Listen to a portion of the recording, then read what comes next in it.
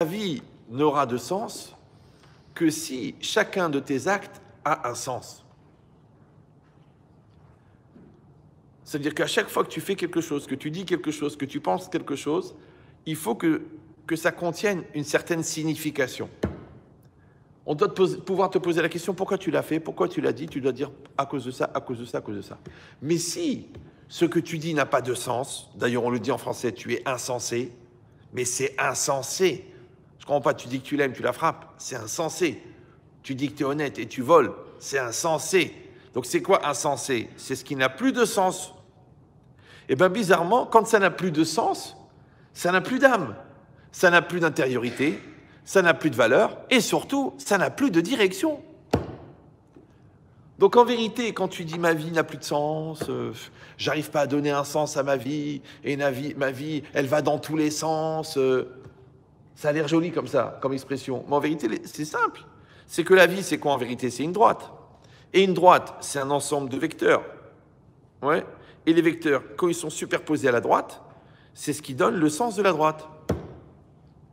Maintenant, les vecteurs, ce sont les actes, et la droite, c'est la vie. Donc ta vie, elle a un sens, parce que chacun de tes actes, ils ont une signification. Voilà.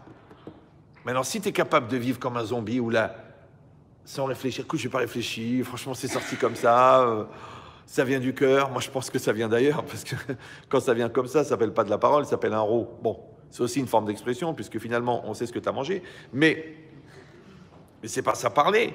Parler, c'est quoi parler? Vous avez eu le temps de réfléchir un petit peu, c'est quoi parler? Parler, c'est un acte volontaire. Parler, c'est un acte conscient. Parler, ça veut dire qu'il y a une volonté profonde d'exprimer, qui va aller rechercher à l'intérieur de mon vocabulaire les mots qui vont permettre d'exprimer. Et après, il y a un appareil vocal qui permet de vocaliser pour exprimer ce que j'ai en moi. Maintenant, si je ne sais pas ce que je veux, si je ne sais pas trouver les mots qui expriment ce que je veux, et si je n'ai pas la capacité de vocaliser ce que je dis, je ne parle pas. Et si vous allez dire, bon, on parle vraiment du... Non, c'est très courant. Hein. Il y a beaucoup de gens qui ont des sensations, qui ont du ressenti, mais qui ne trouvent pas les mots. Je ne sais pas, je sais pas comment dire. Je suis troublé, j'ai une peur, j'ai une remma, je sais pas, c'est de l'orgueil, c'est de la bêtise, je sais pas, je sais pas, la vérité, je comprends pas, mais en tout cas, c'est là, ça me pèse, ça m'étouffe, ça m'oppresse, ça... Mais dis les mots, j'y arrive pas. Confirmation par notre spécialiste.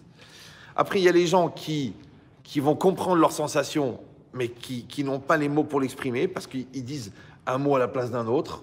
Il y a beaucoup de gens comme ça aussi. Il dit, bon, j'ai dit ça, mais bon, c'est ce que je voulais dire. Non, mais tu l'as pas dit, mais c'est ce que je voulais dire. C'est-à-dire, c'est à toi de comprendre le vrai sens à travers les faux mots. C'est compliqué. Ouais, parce que les gens, ils sont pas précis. Bon, je dis ça, mais je dis ça. Bon, c'est ça que je voulais dire. Je l'ai dit comme ça, je l'exprime différemment. Bon, tu sais, quand je fais la gueule, ça veut dire que je suis content. Ça va être compliqué. Ouais. Quand je te dis qu'à soi, ça veut dire que je t'aime. Enfin, les gens sont compliqués. Donc, en vérité, l'idée, c'est simple.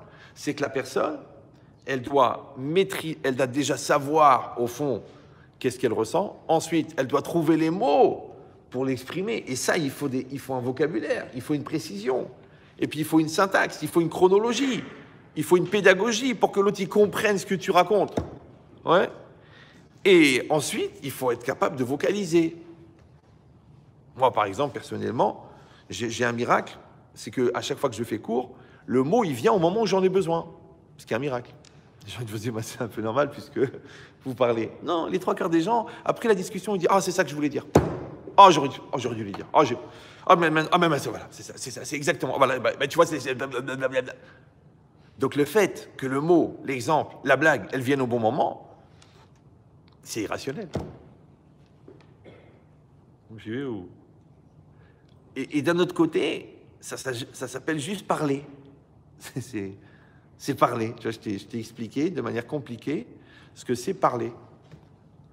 Maintenant, c'est quoi prier? C'est parler à Dieu. Tu vas parler à Dieu. Maintenant, il y a 2 parties. Première partie, c'est qu'il faut parler.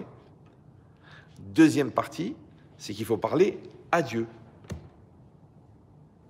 Comme quand tu parles, tu exprimes quelque chose, tu peux parler pour exprimer, tu n'as pas besoin forcément de quelqu'un. Ou alors tu vas communiquer, tu vas t'adresser à.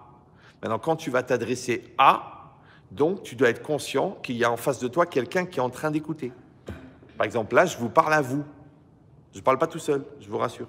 Ouais. Donc si je vous parle à vous, j'ai besoin de voir vos visages. D'ailleurs, c'est pour ça que le Zoom était une vraie torture mentale, parce que je ne voyais pas les gens en face de moi. Enfin, pas le Zoom, je veux dire, quand je faisais en live, et je ne voyais pas les gens, c'était très très dur, c'était épuisant, parce que tu les vois pas rire, tu les vois pas comprendre, tu les vois pas dormir, tu les vois pas manger. Il y avait des gens qui mangeaient pendant le cours. Ouais. J'entendais les bruits de fourchette, mais je disais, bon, les caves de route, le mec, il doit avoir un truc dans les dents. Ouais. Mais l'idée, c'était quoi? C'est que c'était épuisant. Pourquoi? Parce que quand tu parles, tu vois les yeux, tu vois les sourires, tu vois les hochements de tête. Donc, ça te permet d'être en communion, en communication avec la personne. Donc, tu peux adapter le langage à. Donc, ça veut dire que le fait de parler à quelqu'un, ça tient compte de deux choses. Un, c'est que la personne qui parle, elle veut parler à quelqu'un. Et deux, que la personne qui écoute, elle veut écouter la personne. Et c'est ce pont-là qu'on appelle la communication, qui est un pont de communion, qui fait qu'on est en train de parler ensemble.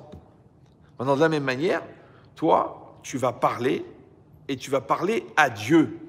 Si vous allez dire, mais quand je suis en train de prier, évidemment que je suis en train de parler à Dieu. Non. La preuve, il y a beaucoup de gens pendant la prière, ils pensent à autre chose, où j'ai garé la voiture, qu'est-ce qu'on va faire la semaine prochaine, je vais rater mon train, je mettrai les tefilines tout à l'heure, pourquoi le mec à côté il fait la gueule. Donc là, quand tu parles à Dieu et tu penses à autre chose, tu n'es pas en train de parler à Dieu. Vous me suivez ou... Déjà, quand tu parles à quelqu'un et que le gars il dit au bout d'un moment, il dit écoute. Là, tu n'es pas concentré, là. Là, tu n'es pas avec moi, là. Là, je vois que ta tête, elle est ailleurs. Je ne te sens pas présent. Donc déjà, avec quelqu'un de vivant, concret, en face de toi, tu peux avoir la tête ailleurs. C'est un syndrome qui a démarré avec Louis XVI. À plus forte raison, quand tu parles à Dieu, que tu ne le vois pas, que tu pourrais avoir la tête qui s'en va, comme les trois quarts d'entre nous. Et en plus, étant donné que chaque mitzvah, elle a un but spécifique, donc chaque mitzvah, elle a un yetzer hara spécifique. Par exemple, dans le couple, la mitzvah, c'est de faire un. Et bien, le yetzer hara, c'est de faire deux. Et dans le Kriyat Shema, la mitzvah, c'est de lire doucement. Mais comme tu le connais par cœur, le yetzer hara, c'est de lire vite. Et bien, la Hamida, la mitzvah, c'est de se concentrer. Le yetzer hara, c'est de se déconcentrer. Donc la Hamida devient une opportunité de déconcentration extraordinaire. Une fois, il y a une dame, elle m'a dit « Ah, moi, j'ai tellement la tête qui part pendant la Hamida, je m'en sers pour me détendre, pour me vider la tête. Genre, elle fait une petite séance de yoga. » Je dis « Mais c'est justement, il faut se concentrer. Mais étant donné que le yetzer hara, il est de se déconcentrer... » Vous me suivez ou non? Je connaissais quelqu'un aussi, quand il n'arrivait pas à se concentrer dans le travail, il prenait une Gemara. Pourquoi? Parce que dès qu'il voulait faire de la Gemara, il lui envoyait une super idée dans le business. Donc du coup, il trouvait des idées dans le business par le fait que, pour l'empêcher d'étudier la Gemara. Pensez un petit peu, l'olishma, balishma. Ouais, vous avez compris l'idée? Et c'est quoi l'idée? C'est que chaque mitzvah, elle a son yetzer hara. Maintenant, puisque la mitzvah spécifique de la prière, c'est la concentration, donc il va y avoir un yetzer hara de déconcentration extraordinaire. La preuve, encore une fois, c'est qu'il y a peu de gens qui arrivent à rester concentrés pendant la Mida. Maintenant, quel est l'intérêt d'être concentré? Pourquoi c'est tellement important? Voilà, il y a un texte à dire. Il y a un texte. Je vais dire le texte. C'est tout. D'accord? C'est comme si le coffre, il va s'ouvrir avec abracadabra ou Sésame, ouvre-toi, ou alors la reconnaissance vocale. Donc, j'ai un texte, les Chachamim, ils ont écrit le texte, et moi, je dis le texte. Hachem, Sefatai, Tiftach, Chofi, Yagit, Teilatecha. Ouais. J'ai dit le texte, je l'ai dit le texte. Maintenant, pourquoi j'ai besoin d'être concentré sur le texte? Pourquoi j'ai besoin de penser à ce que je dis? Pourquoi j'ai besoin d'être conscient que je suis en train de le dire? Pourquoi est-ce que je dois comprendre la traduction de ce que je dis au moment où je le dis? C'est pas que si on me pose la question, je connais la traduction. Non, c'est que je dois penser à la traduction au moment où je dis le texte. Ça veut dire, je dois comprendre ce que je dis. mais en temps réel, pas culturellement. Ouais. Concrètement, je dois comprendre ce que je dis. Et ça aussi, c'est dans la vie. Combien de fois des gens ils viennent me voir, ils me posent une question. Je dis, mais je comprends pas. Vous pouvez répéter la question en réfléchissant à la question. Il me dit, mais pourquoi vous voulez que je répète? Mais parce que la réponse, elle est dans votre question. C'est que si les gens, ils s'écoutaient parler, si les gens, ils se regardaient vivre, si les gens, ils analysaient leur comportement, ils comprendraient ce qui se passe chez eux, ils comprendraient ce qui se passe chez l'autre, parce que pourquoi l'autre, il a réagi comme ça? Mais regarde ton comportement. Ah, mais c'est vrai, mais je suis odieux. Ben, t'es odieux, donc l'autre, il le prend mal. Maintenant, pourquoi quand t'es odieux, en plus d'être odieux, t'es susceptible? Et en plus, tu te plains, et en plus, tu portes plainte pour harcèlement. Mais comment harcèlement? C'est toi qui es laxatif.